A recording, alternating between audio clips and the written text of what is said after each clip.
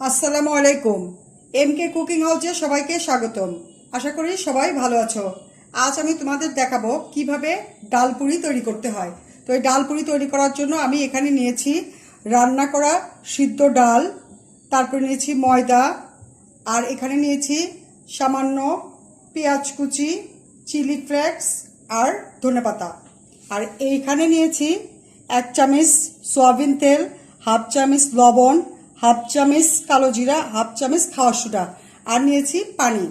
তো চলো দেখে নিই আমরা এটা কিভাবে করব। আমি এটা 2টা স্টেপে কাজটা করব।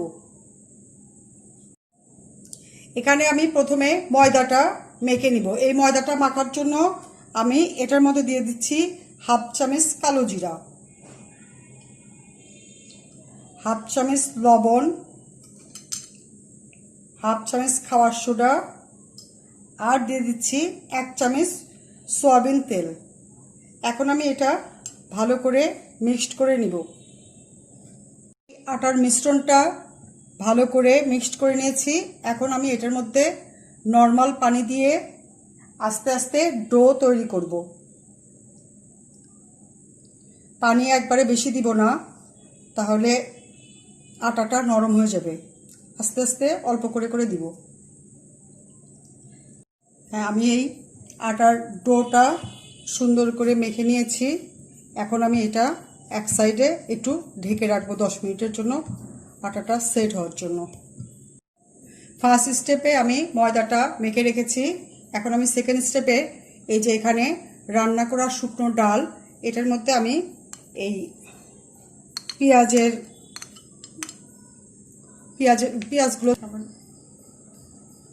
পেঁয়াজ কুচি দিলাম, তারপরে ধনেপাতা আর চিলি ফ্লেক্সগুলো দিয়ে একটু মাখিয়ে নিব।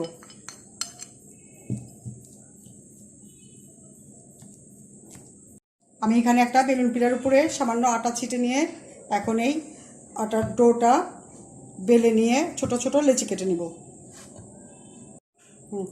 আটার ডোটা থেকে আমি এখন ছোট ছোট লেচি কেটে নিব।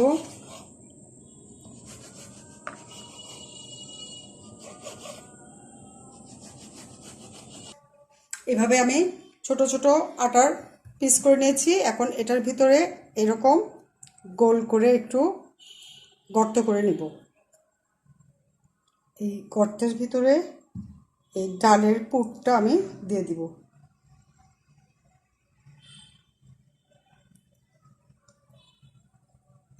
দিয়ে এটা চতুর্পাশ থেকে আমি এটা আটাটা দিয়ে মুখটা বন্ধ করে নিয়ে এইভাবে সবগুলো বানিয়ে নিব। এইভাবে আমি প্রত্যেকটা লেচির মধ্যে ডালের পুর ভরিয়ে নিয়েছি। এখন আমি এটা একটা একটা করে সামান্য চাপ দিয়ে বেলে নিব। তার আগে আমি এখন এটা একটা একটা করে সামান্য একটু আটা দিয়ে এটা বেলে নিব। এটা খুব সাবধানে আস্তে আস্তে চাপ দিয়ে বেলতে হবে।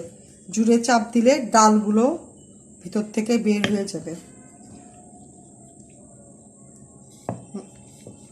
এইভাবে আমি একটু আস্তে চাপ দিয়ে দিয়ে এটা বেলে নিয়েছি। এইভাবে আমি সবগুলো বেলে নিব। এইভাবে আমি সবগুলো ডাল পুরি আস্তে আস্তে চাপ দিয়ে বেলে নিয়েছি। এখন ওইগুলো আমি ডুবো তেলে ভেজে নিব। চুলাতে আমি একটা ফ্রাই প্যান বসিয়ে দিয়েছি এবং এটার মধ্যে আমি পর্যাপ্ত তেল নিয়ে গরম করে নিয়েছি। এখন এটার মধ্যে একটা একটা করে ডাল পুরি আমি ছেড়ে ভাজতে শুরু করব। এটা ডুবো তেলে ভাজতে হবে, সেজন্য আমি একটু তেল বেশি দিয়েছি। এভাবে আস্তে জাল দিয়ে আমি পুরিগুলো ভেজে নিচ্ছি।